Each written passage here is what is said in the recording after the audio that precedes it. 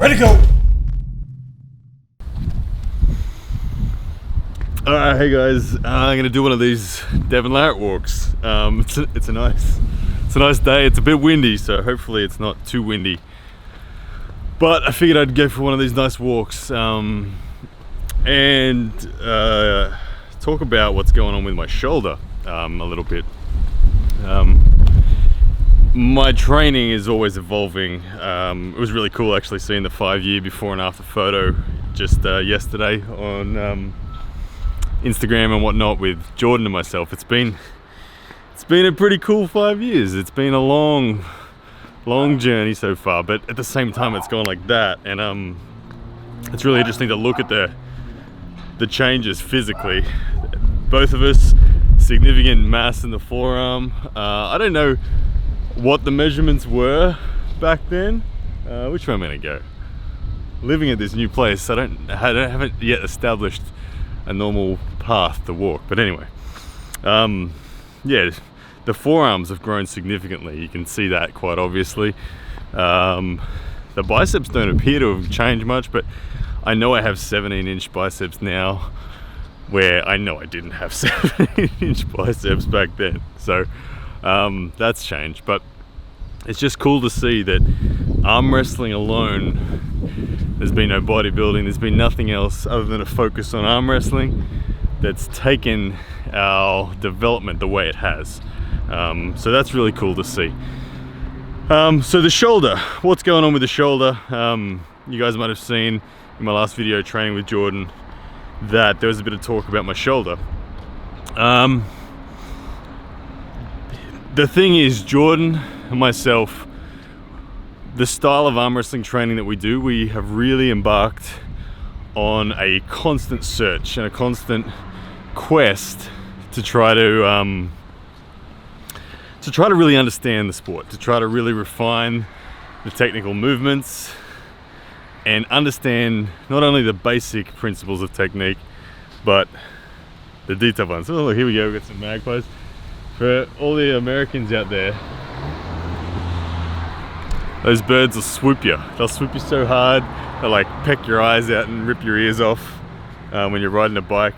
But anyway, I'm gonna change directions because they've got a main road out there, and I don't want to give you guys all the traffic noise. So yeah, so Jordan and myself, we've embarked on a style of training that is essentially searching, constantly searching for more. We never want to fall into a degree of satisfaction.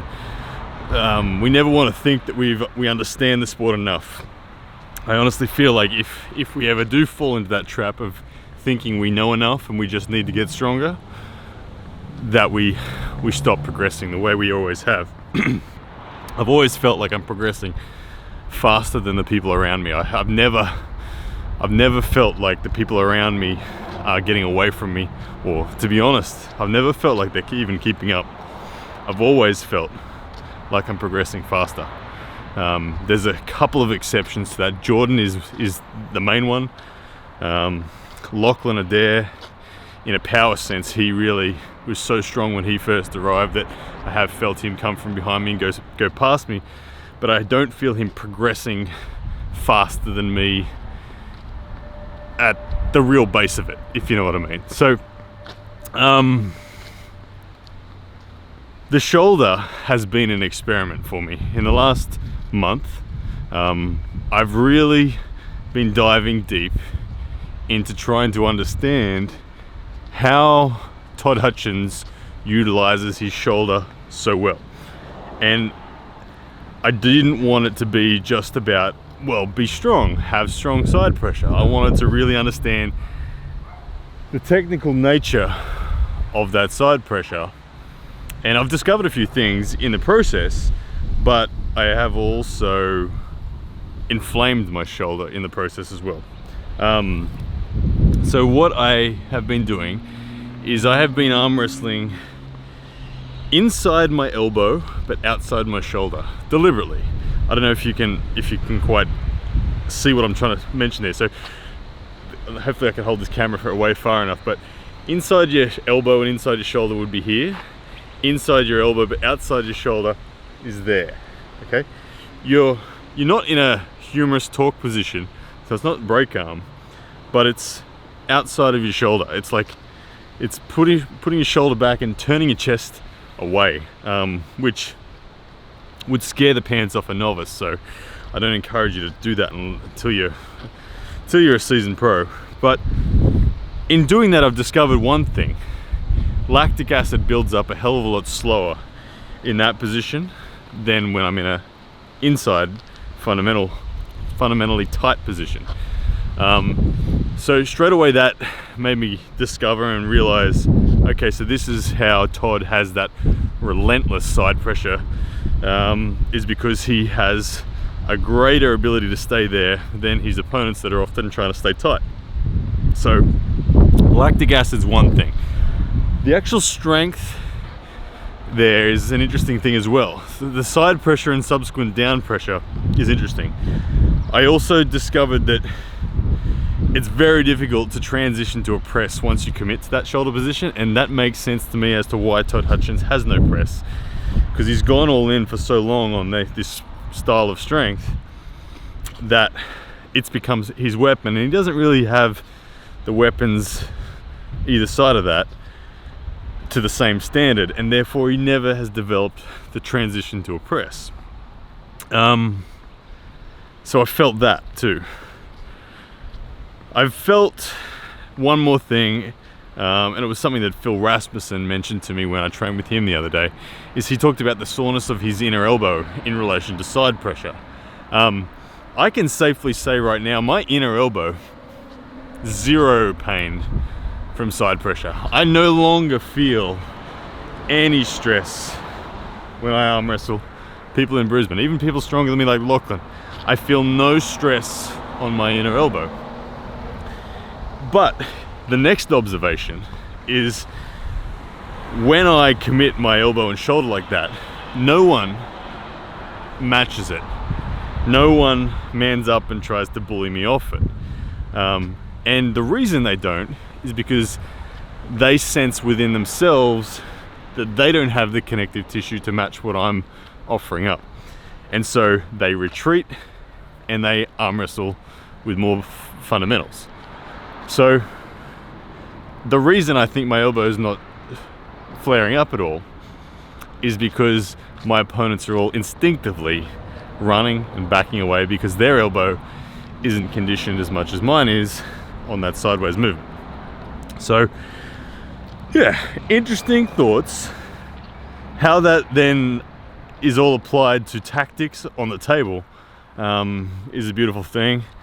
Anytime you're up against someone who has a greater back pressure hand control scenario, and this is, you can see this in execution on Todd's game so well, is that you can, like a baseballer throwing their shoulder and pitching that ball, you can throw your shoulder into the ready go, and it literally, you can bypass someone's superior cupping, someone's superior pronation, someone's superior back or dragging pressure.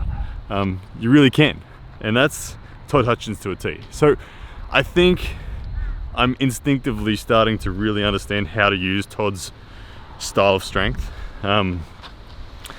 and using that in my game. It'll come out at certain times. It'll come out when I am facing an opponent that requires it. And that's what I love about this sport, is that there are so many rock, scissor, paper moments, and it's so much more detailed than that. And I want to have all the counters. I want to have all of them. I think that's what made John so amazing. He had all the counters. I never really saw John use this counter though. He was never a throw your shoulder kind of guy. But I'm happy to be when needed. So give you an example of when I'd need this. I need this against a strong top roller with superior back pressure where I just can't match their hand. But bang, off we go, throw that ball and bypass their hand. So I've been training that on the table with Jordan, with Lachlan, with everyone, Torben, and I have become sore. Not there's no injury, there's no muscular fatigue or anything like that. There is, however, inflammation in like all of the connections of my shoulder. Everything in my shoulder is inflamed. And when I arm wrestle now, I need to take ibuprofen to just kind of numb that inflammation a bit, which has been working. But I also recognize that I need to do a lot of lightweight volume. So I've been doing that. Yesterday I spent about an hour and a half with like 5 pounds, 2 kilos in my hand, just doing everything, every movement my shoulder could do. Internal and external rotation, front raises, lateral raises, rear sort of raises, everything. And that helped a lot. When I arm wrestled Jordan this morning, it felt a hell of a lot better. A hell of a lot better. Anyway, I don't really have an ultimate conclusion. I just wanted to give you guys the update on what my shoulder's doing, and how I've been thinking about this style